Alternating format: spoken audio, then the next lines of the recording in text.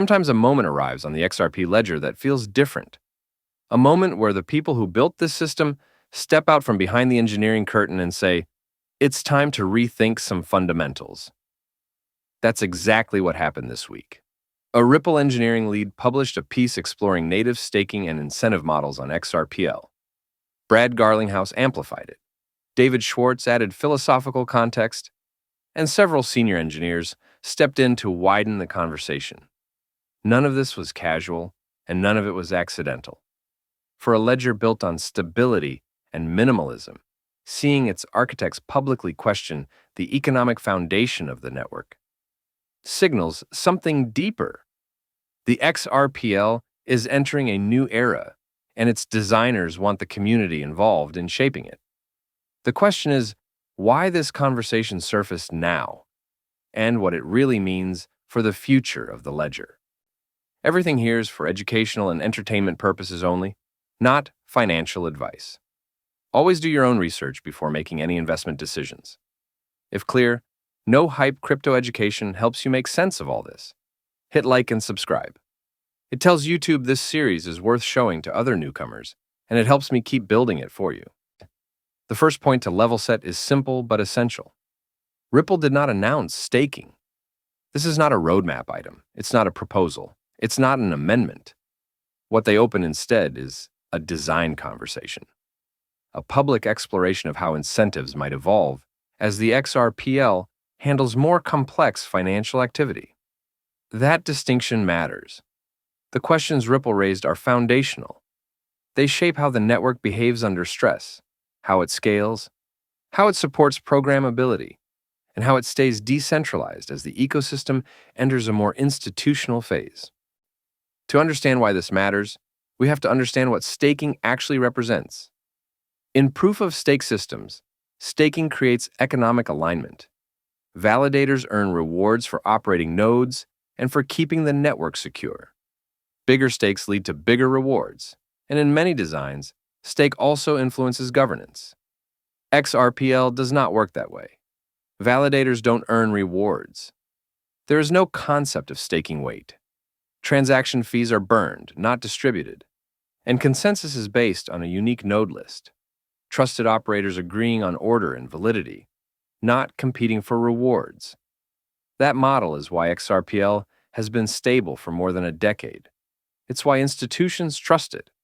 And it's why introducing incentives of any kind requires asking careful questions about what should remain unchanged. The reason this discussion emerged now is tied to how XRPL is evolving. For most of its life, the ledger was optimized for one mission: fast, cheap payments. But over the last few years, and especially in 2025, XRPL has expanded far beyond that.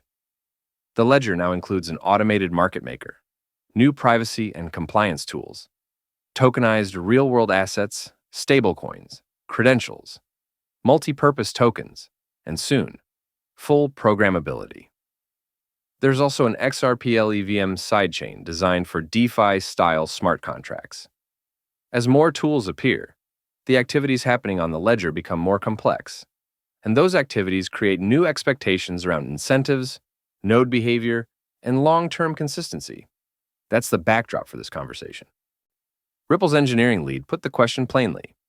If native staking ever existed on the XRP ledger, where would rewards come from? Should fees still be burned? Should some portion of them be redistributed? Would inflation need to be introduced to pay validators? And if so, how do you keep it fair without punishing long-term holders or changing the ledger's economic assumptions? These are not trivial questions. They go to the heart of how the network defines fairness and sustainability, and they raise deeper questions about how a ledger designed for neutrality should handle financial incentives without becoming something fundamentally different. David Schwartz added a layer that only the network's architect could offer. He explained that his own thinking on consensus and governance has shifted as blockchain ecosystems have matured. When XRPL launched in 2012, DeFi didn't exist. Cross-chain liquidity barely existed. Programmability on XRPL was a long-term idea, not an active project. Today, the picture is different. XRPL is interacting with multi-chain liquidity systems. Developers are building lending protocols, AMMs, custody tools, and RWA frameworks. Institutions are running products like tokenized money market funds on top of it. As the environment changes, the assumptions under which validators operate, both socially and economically, may need to evolve too. One of the most interesting subtopics raised by multiple engineers is the cost of long-term infrastructure. A full history node on XRPL is large and growing. Only a limited number of operators maintain complete history, and it isn't cheap. As programmability grows, history becomes even more valuable because developers and auditors rely on it to verify behavior, analyze activity, and maintain trust. So the question emerges, should running essential infrastructure come with some form of support? Should incentives help decentralize the burden of storing history? And if the answer is yes, how do you design incentives without creating financial barriers that limit who can participate in consensus? Another engineer highlighted decentralization itself. XRPL's consensus model works by having many independent operators agreeing on transactions. But as more institutional activity moves on-chain, the set of trusted validators might need to grow, diversify, or reorganize. This raises questions about how incentives could support a more distributed and resilient validator network, without turning the ledger into a stake-weighted system that concentrates power. Designing incentives that promote decentralization without replicating proof-of-stake's weaknesses is a delicate, multi-dimensional challenge. There is also the question of smart contracts. If XRPL gains native programmability, in addition to the EVM sidechain, new types of transactions will emerge. These transactions may involve complex state changes, multi-step execution, and predictable fee flows. Where do those fees go? Should they all be burned? Should smart contract activity contribute to a reward pool for maintaining the ledger? Could certain fees support infrastructure providers who ensure programmability remains stable? Right now, all fees are burned, but programmability pushes everyone to think about whether that model still provides the right long-term incentives as usage increases. A topic rarely discussed but quietly important is how incentives affect governance. In a proof-of-stake model, stakeholders who control large amounts of the token often control governance. XRPL deliberately avoided that path. Governance on XRPL is based on trust, reputation, and technical competence. Changes to the ledger require broad agreement across a diverse set of validators who want the system to remain neutral and efficient. Adding economic incentives could reshape those dynamics. It could encourage more operators, which is good. But it could also introduce competing interests around reward distribution, inflation, or fee capture. The challenge is preserving the ledger's ethos, predictable, neutral, and efficient, while adapting to new features. Some in the community raised another potential concern. As the ledger grows in complexity, is it wise to continue adding features on top of the original 2012 design? Should XRPL consider a long-term modernization of its core logic? Something like Ethereum's gradual migration toward Ethereum 2.0? Ripple has not suggested this, but the question highlights a real tension between stability and innovation. XRPL's greatest strength has been its reliability, but long-term scalability might require design conversations that look deeper than surface-level features. Even if no major redesign ever occurs, simply asking these questions demonstrates that the people guiding the ecosystem are thinking about longevity, not short-term trends. Zooming out, the timing of this public debate is not random. Spot XRP ETFs open the door to regulated investment flows. RLUSD is being integrated into institutional payment and treasury systems. Tokenized treasuries and RWAs are gaining traction. Programmability is entering the ledger in a structured, compliant way.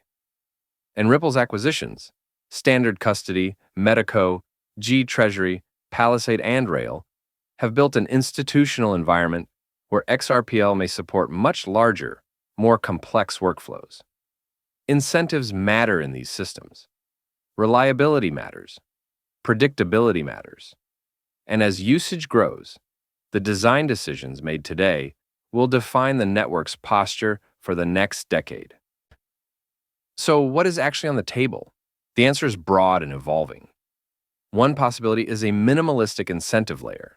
No inflation, no slashing, no stake-weighted control. Just a small redistribution of certain programmability fees to support infrastructure. Another pathway could focus on history nodes, with incentives tied to data availability and long-term reliability. A third option might explore stake-light models that don't grant governance weight but do reward uptime and participation. And there is always the possibility that the community decides incentives should remain unchanged, preserving the burn-only model that has served XRPL well for over a decade. Each path has consequences, and none of them have been chosen. The payoff becomes clear when you connect all the pieces. Ripple did not raise the staking conversation to chase trends or replicate other chains. They raised it because the ledger is expanding into regulated, multi-chain, programmable finance. They raised it because new users, developers, institutions, treasuries, and market makers will all rely on predictable infrastructure. They raised it because the world of 2025 looks nothing like the world of 2012. And they raised it because designing incentives isn't just about rewarding validators.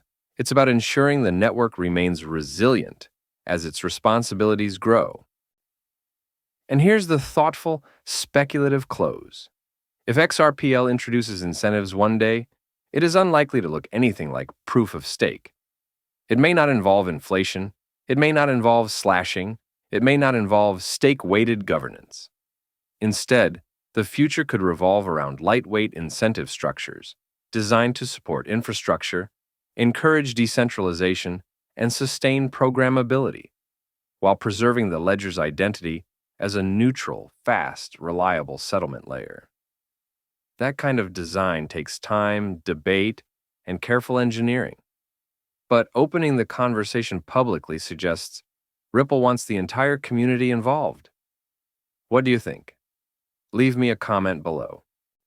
This channel is for educational and entertainment purposes only, and is not financial advice. Always do your own research and keep the discussion respectful.